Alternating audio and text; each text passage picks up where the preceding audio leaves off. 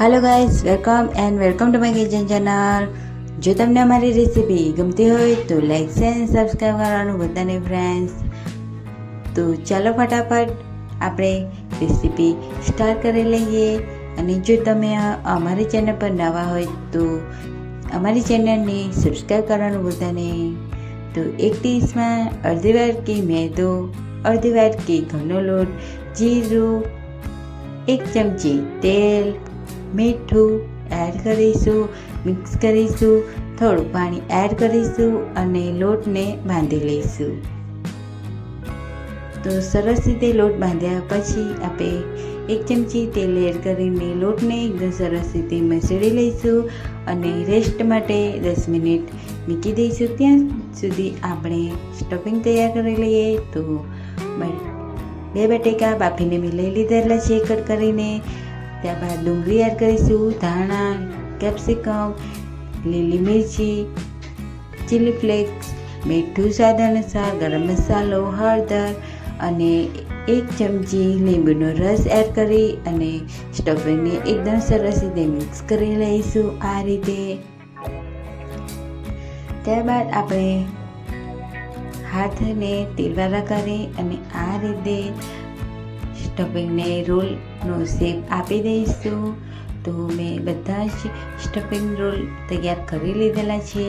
તો ત્યારબાદ આપણે 10 મિનિટ થઈ ગઈ છે। તો આપણો લોટ એકદમ સરસ રીતે બનીને રેડી થઈ ગયો છે। તો ત્યારબાદ આપણે લુવા પાડી લઈશું અને ઘઉંનો લોટ લઈને આ રીતે સ્લરી તૈયાર કરી લઈશું અને આ રીતે રોટલી વણી લઈશું અને એક ધારદાર ચપ્પાથી આ રીતે કટ લગાવી લઈશું અને સ્ટફિંગ રોલ આ રીતે મૂકી દઈશું રોટલી પર।